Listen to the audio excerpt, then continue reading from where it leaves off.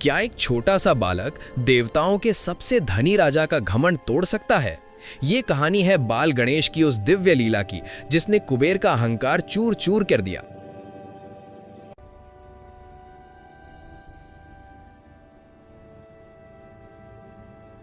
तीनों लोकों में अपार धन और वैभव के स्वामी माने जाने वाले कुबेर अपने स्वर्ण महलों, रत्न जड़ित सिंहासन और असीम खजाने पर अत्यधिक गर्व करने लगे थे।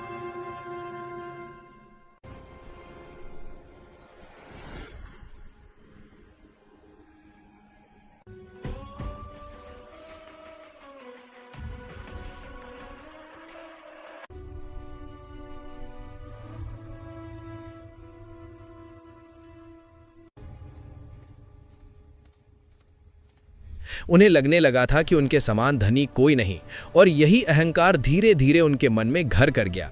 अपने वैभव का प्रदर्शन करने के लिए उन्होंने भगवान शिव और माता पार्वती को अलकापुरी में भव्य भोज का निमंत्रण भेजा, पर सर्वज्ञ महादेव कुबेर के मन का भाव समझ चुके थे।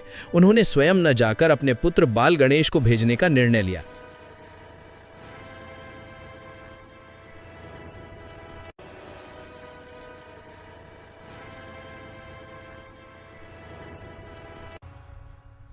ये सुनकर कुबेर मन ही मन हंस पड़ा कि एक छोटा सा बालक कितना खा लेगा।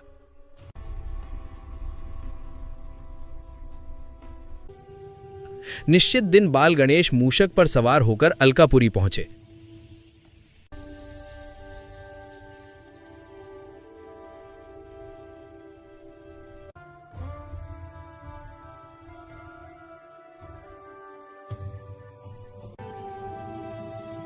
स्वर्ण थालियों में उत्तम से उत्तम व्यंजन परोसे गए।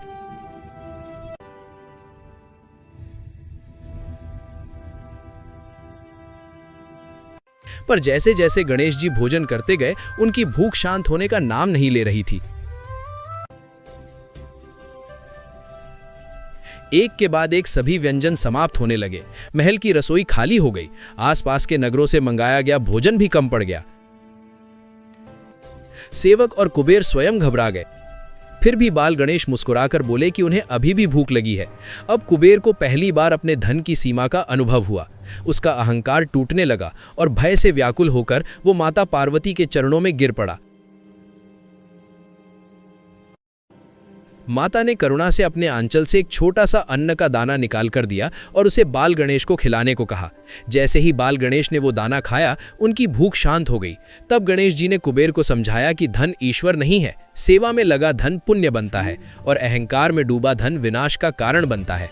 उस दिन कुबेर को सच्चा ज्ञान प्राप्त हुआ और उन्होंने जीवन भर के लिए विनम्रता को ही अपना सच्चा वैभव मान लिया।